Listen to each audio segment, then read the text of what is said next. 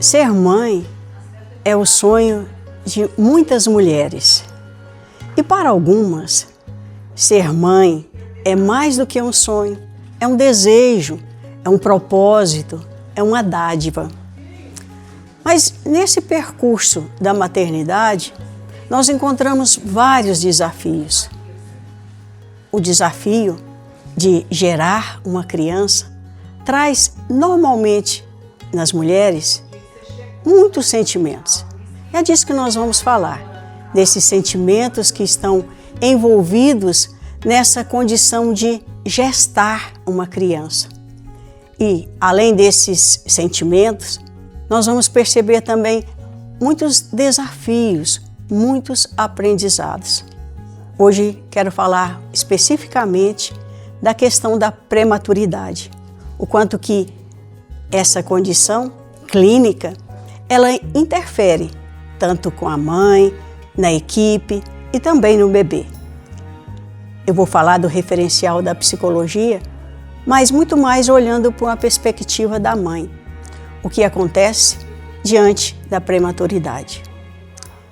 Ser mãe para algumas pessoas, além de ser essa dádiva, gera toda uma expectativa da condução da maternagem. Maternar traz muitos sentimentos. No dito popular, nós vamos encontrar a expressão fulana, ou fala o nome da pessoa, está esperando um filho.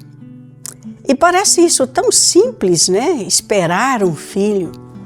E essa expressão, e para alguns momentos, ela traz uma característica de passividade, esperar.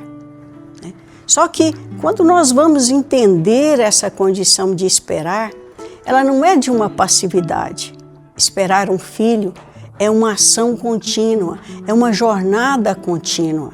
Esperar um filho, dentro da condição de esperar, envolve esperança, envolve medo, envolve transformação.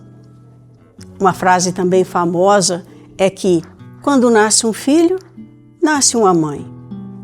E é importante, eu penso, a gente falar um pouco sobre isso. É que maternar, gerar um filho, indiscutivelmente transforma o mundo de uma mulher, transforma a identidade de uma mulher. Se antes essa mulher era filha, esposa, amiga, agora ela também é mãe. Essa identidade que é transformada. Ser mãe, no imaginário popular, traz um tanto de mito. Um mito como se fosse ser mãe é padecer no paraíso, como se ser mãe só trouxesse alegrias. E nem sempre é assim. Embora grande parte de maternar, de gerar, também traz muitas alegrias. Então, ser mãe, nasce uma nova mulher. À medida que a mulher se descobre grávida, um tanto de transformação ocorre, não só no corpo, mas no psiquismo, na visão de mundo. A visão de mundo dessa mulher se transforma. É muito interessante esse aspecto do cuidado da mãe, que nós temos no nosso imaginário, que nós temos dentro da realidade. Quando nós falamos de mãe, muitas vezes a gente vai vendo essa característica do cuidado, desse amor incondicional. O que nós temos na nossa mente, o que nós temos na nossa vida, muitas vezes é isso, é esse amor incondicional. E esse amor começa muito antes da gravidez para algumas mulheres. Esse amor começa no desejo, quando ela tem o desejo de ser mãe. Então, ela começa a engravidar aqui dentro primeiro, até para que surge a gravidez no corpo. Então, existe toda uma transformação de mundo dentro de uma mulher ao descobrir que está grávida. A relação mãe e bebê é muito especial, essa relação, esse vínculo, ele começa a ser estabelecido, como eu disse, antes mesmo da mulher descobrir que está grávida. Porque ela começa a criar no seu imaginário quem é o bebê que ela deseja, quem é o bebê que ela fantasia, quem que é o bebê que ela constrói aqui dentro. E quando ela se descobre grávida, isso começa a ser, de alguma forma, materializado. Já está dentro aqui. Então, de um desejo, passou para uma transformação no corpo. E essa passagem de feto para um bebê, ocorre uma coisa que eu acho muito especial, que eu acho uma coisa muito bela, porque no início é um feto, né? Às vezes a gente começa a dizer, é só um pedaço de carne, mas para aquela mãe, né, é um bebê. Para aquela mãe já é um filho. E essa relação ela vai sendo construída afetivamente a cada momento, a cada movimento que essa mãe vai sentindo dentro de si. E essa mãe vai construindo uma história. Essa mãe começa a construir essa história. Ah, ele está chutando. Olha, ele vai ser assim. Ele vai ter, ou ela, né, vai ser parecida com fulano. E a mãe começa a construir esse filho, esse bebê ideal, esse bebê imaginário. E isso é muito importante, porque é a partir disso que se constrói o que nós chamamos desse amor materno. Esse amor materno, essa passagem, né, de uma questão de feto para ser um bebê, para ser um filho, é essa construção da linguagem, é essa construção da palavra que a mulher vai colocando. Ele vai ser assim, ela pode parecer assim, às vezes até sem ver o ultrassom.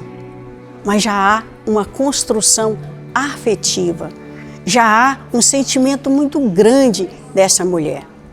E cada vez que os meses vão se passando, também se transforma amor, medos, desafios, aprendizados. Existe um filósofo, Spinoza, que ele diz que medo e esperança se conjugam muito próximos. Esperar um filho dentro da condição hebraica ou judaica ou grega, esperar quer dizer esperança. É esperança. Só que nessa gestação, além da esperança, tem muitos medos, muitos mistérios, muitas coisas passam e a mulher se encanta. Você já reparou para perceber como uma mulher grávida, ela se mostra bela, ela se mostra radiante, é um encantamento incrível, mas há um medo, porque esperança e medo andam de mãozinha dadas.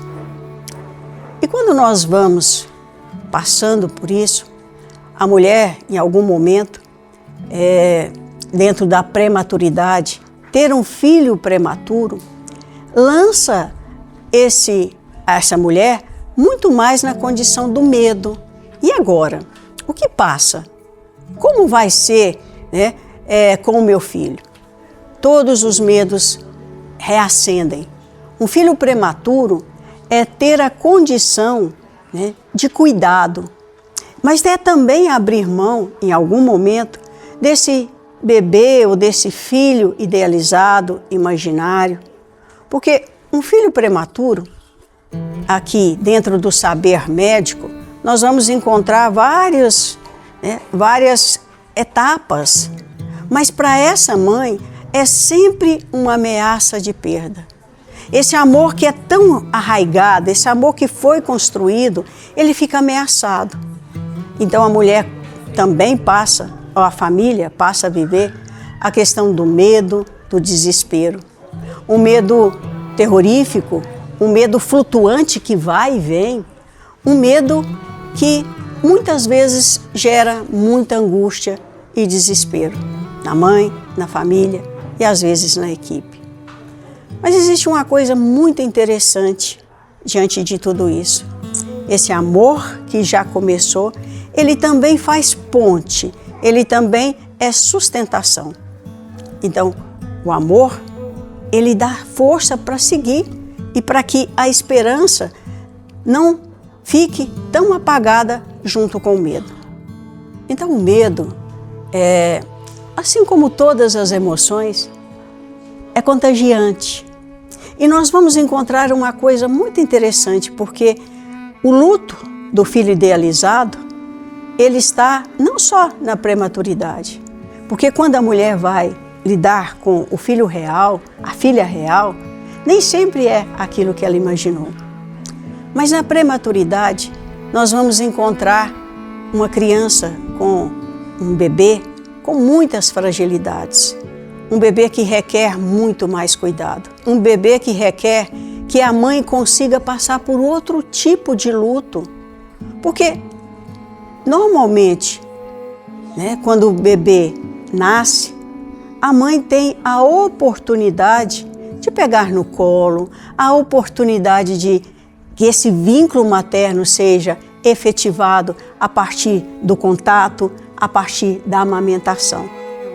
Quando o bebê nasce prematuro, normalmente ele fica na UTI neonatal. E às vezes são internações longas para que a criança adquira força, para que o desenvolvimento se dá. E um processo muito interessante dentro da UTI.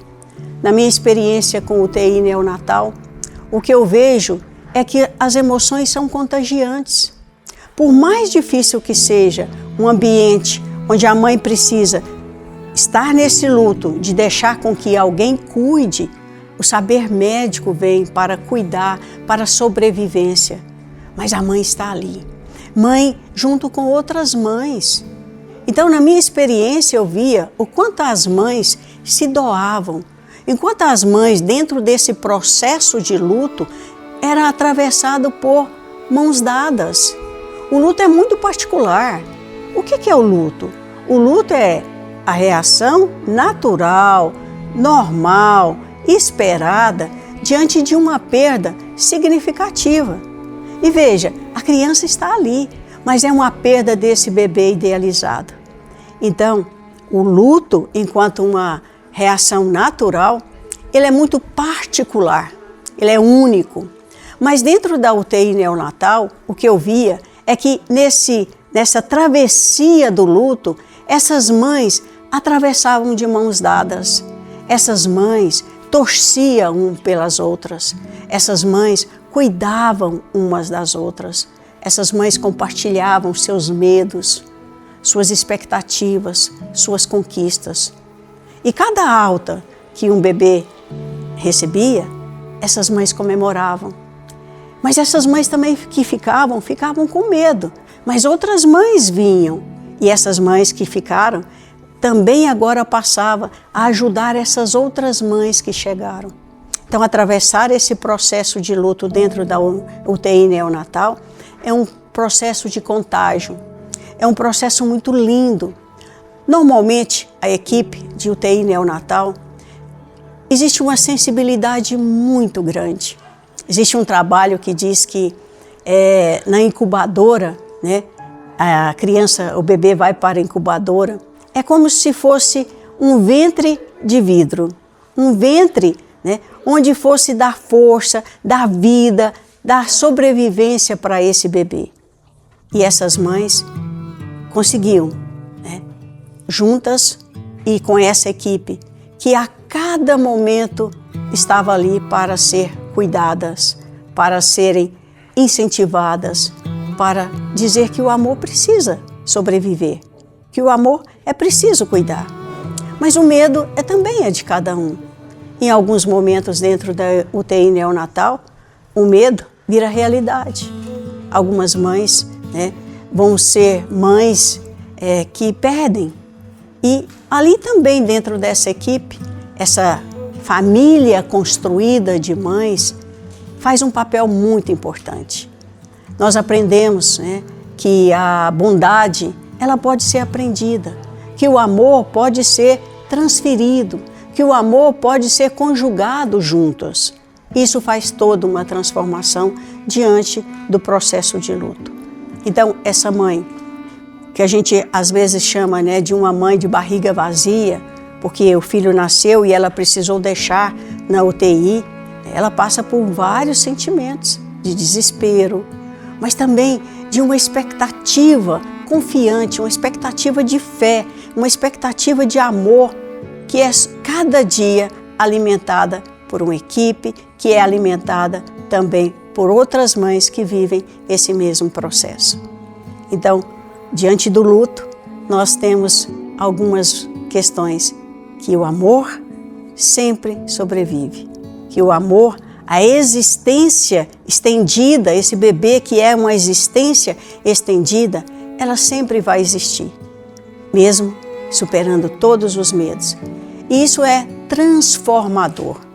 Isso traz uma marca para essa mãe, isso traz uma marca para essa equipe, que a cada dia consegue renovar a sua condição de esperança e de cuidado. Então, diante do luto, diante dos medos, diante das expectativas, eu digo que é preciso seguir, é preciso ter confiança.